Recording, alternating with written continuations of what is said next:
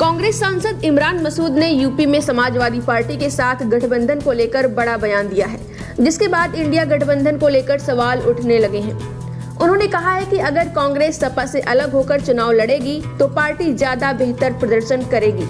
इसके साथ ही उन्होंने 2027 में बहुजन समाज पार्टी के साथ गठबंधन करने की बात कही, जिसके बाद प्रदेश की सियासत में हलचल मच गई है। उन्होंने कहा कि कांग्रेस और बसपा का गठबंधन हो, इसके लिए बसपा को सोचना चाहिए।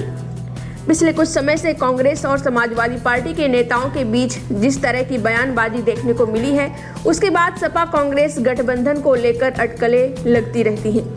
इमरान मसूद ने तो यहाँ तक कह दिया था कि यूपी में कांग्रेस को किसी बैसाखी की जरूरत नहीं है और वो राहुल गांधी की वजह से चुनाव जीते हैं। वहीं अब उन्होंने बसपा के साथ गठबंधन की बात कहकर नई बहस छेड़ दी है। सियासी जानकारों का मानना है कि सपा से कांग्रेस की दूरी का फायदा मायावती को हो सकता है। बताते यूपी में 6 लोकसभा सीटें जीतने के बाद कांग्रेस अब एक नई ताकत के साथ प्रदेश में पैर जमाने की कोशिश कर रही है। वहीं दूसरी तरफ अपने सबसे कमजोर दौर से गुजर रही बसपा भी पार्टी को फिर से जमीनी स्तर पर मजबूत करने में लगी हुई है।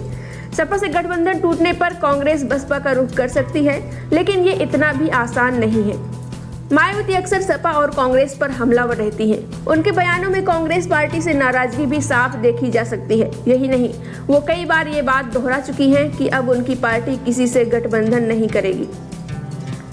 वहीं बसपा में अब आकाश आनंद की वापसी हो गई है, जिसके बाद आकाश को पार्टी संगठन को मजबूत करने और युवाओं को जोड़ने की जिम्मेदारी दी गई है। ऐसे में अगर कांग्रेस और बसपा का गठबंधन होता है तो दोनों दलों को इससे फायदा हो सकता है, लेकिन ये इतना भी आसान नहीं है। मायावती का मानना है कि उनकी पार्टी को गठबंधन से फायदा नहीं बल्कि नुकसान होता है।